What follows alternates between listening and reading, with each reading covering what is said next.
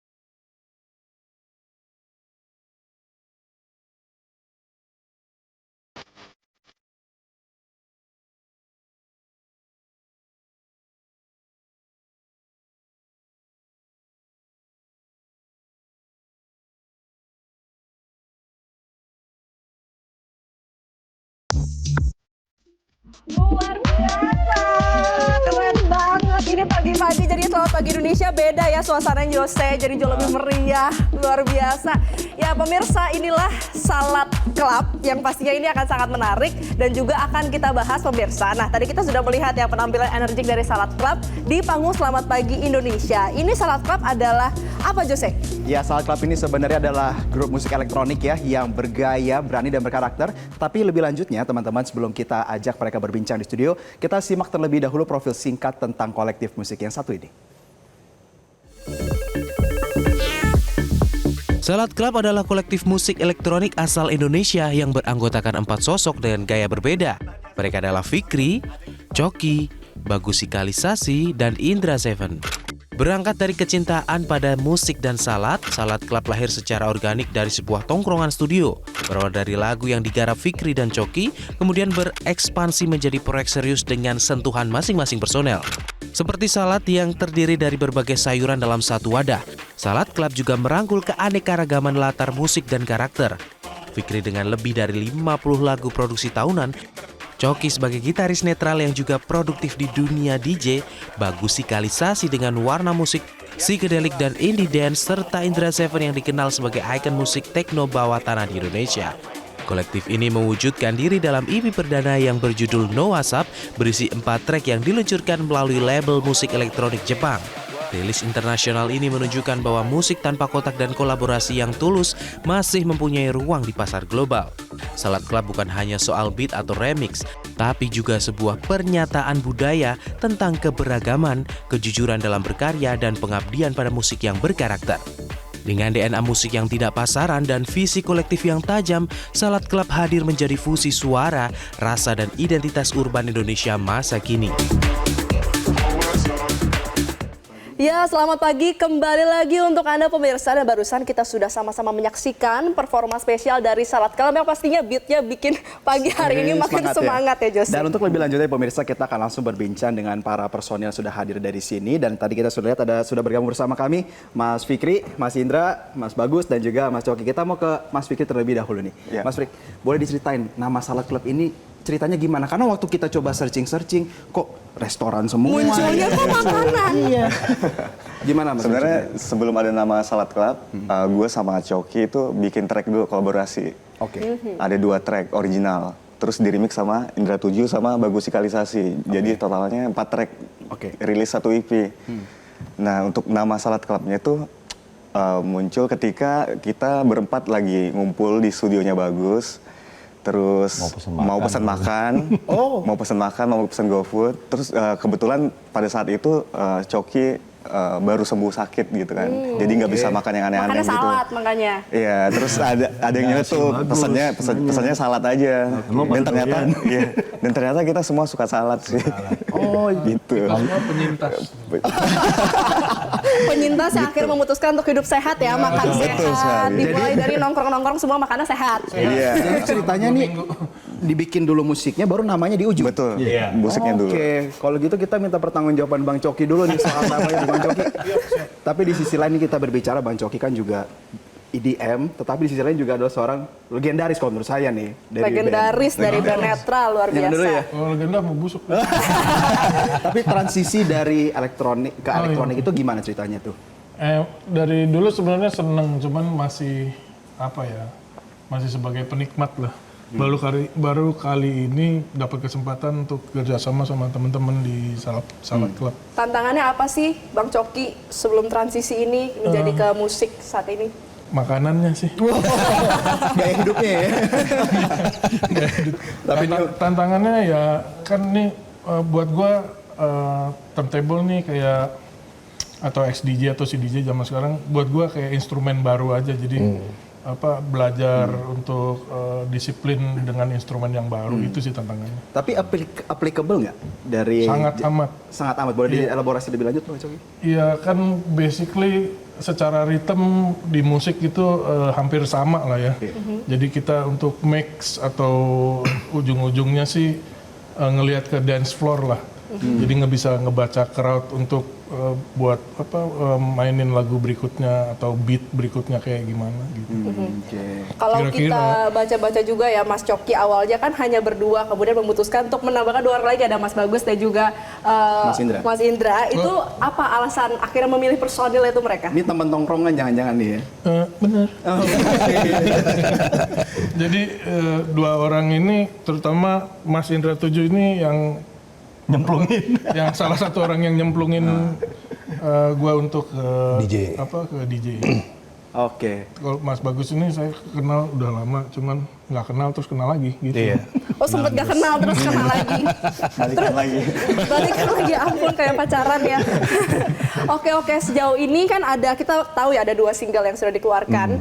Itu gimana proses penyusunannya, tantangannya seperti apa? Karena kan di remix lagi nih. Kalau mungkin Mas Bagus sebagai yang penyuplai salah satu remixnya boleh diceritakan mungkin twist apa yang dilakukan dari original versionnya? Mungkin ya mencoba reinterpretasi dari apa yang mereka berdua udah bikin sih, gitu. Karena memang sama Fikri saya udah biasa kerja sama bareng, terutama dalam konteks musik elektronik gitu, dan sama Indra juga udah beberapa kali berpapasan gitu.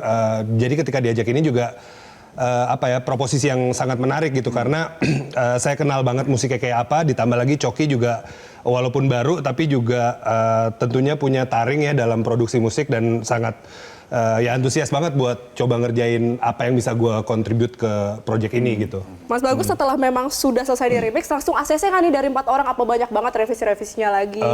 Nggak ada revisi ya. Oh luar biasa loh. Emang kelasnya udah luar biasa ini. Langsung approve. Tapi menarik untuk kita dalami dari Mas Indra juga nih. Salah satu yang melakukan remix, tapi juga di sisi lain orang yang udah gak asing lagi di industri musik ini. Ketika mendengar project ini, bagaimana impresi daripada Mas Indra? Sebenarnya kan saya memang senang bermusik gitu ya dari kecil gitu. Dan setiap ada tawaran untuk berkolaborasi, entah itu waktu saya masih ngeband atau di skena elektronik, selama saya suka, saya pasti akan jalanin gitu. Dan kebetulan memang saya sudah kenal Coki udah lumayan lama, kenal Bagus, kenal Fikri. Jadi ketika ada tawaran untuk kita bikin sesuatu yuk berempat, saya nggak pakai mikir panjang, ayo. Langsung gas ya. Karena kebetulan memang saya sudah tahu kapabilitas mereka masing-masing di musik gitu. Nggak perlu bertanya-tanya lagi karena tahu apapun yang dihasilkan pasti bagus ya. Tapi dan pertemanannya juga maksudnya secara chemistry-nya juga udah nyambung sih sebenarnya. Karena sebenarnya semua tuh awalnya berangkat dari chemistry-nya dulu. yang penting nyambung dulu ya. Nyambung dulu, Tapi Mas Indra boleh diceritain nggak, apakah ada cerita-cerita seru ketika membuat No WhatsApp ini? Kalau buat saya pribadi, setiap produksi yang saya lakukan tuh pasti ada cerita serunya sendiri-sendiri gitu ya. Apa tuh tadi kan Bang Coki ketawa tuh? Apa tuh yang paling memorable? Ya itu sama-sama penyintas mungkin. Enggak, jadi mungkin pas lagi bikin sakit gitu ada apa? Bikin kebetulan saya lagi sakit waktu itu ya, lagi kurang baik lah kondisi. Adegan-adegan tiba-tiba jalan pincang di banyak ya. Asam Urat tuh ya lebih dari sekali lah. Ya flow-nya dari awal kita berempat tuh flow-nya emang selalu positif gitu vibe-nya. Jadi enak gitu ya kayak gini santai ketawa-ketawa. Berarti- tapi kerjanya selesai. Berarti di studionya Bang Bagus selain tuker-tuker soal musik, tuker-tuker obat juga jangan-jangan.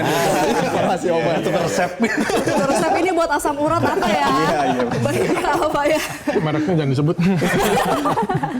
Oke, nanti kita akan lanjut berdiskusi lagi dengan para Salat Club. Pemirsa jangan kemana-mana, tetaplah bersama kami di Selamat Pagi Indonesia.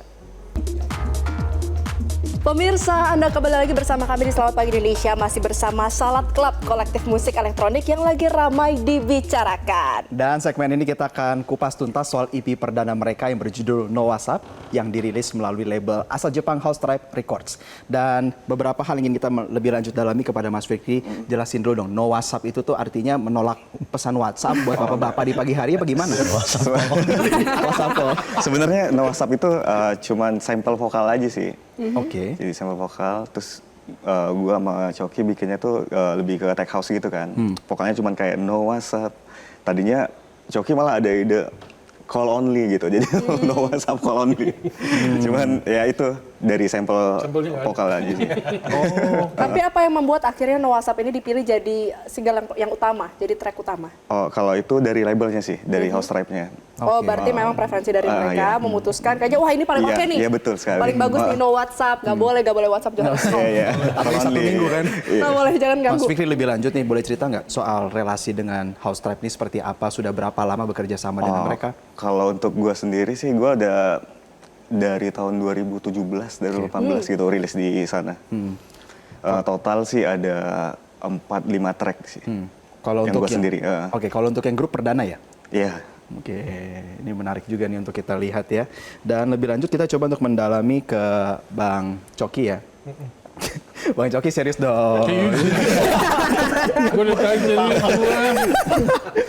aduh. Oke, Bang Coki gimana, kita gimana, melihat, Pak? kita kan melihat ini kan sesuatu hal musik yang berbeda banget dengan yang Bang Coki sebelumnya kerjakan. Ini elektronik.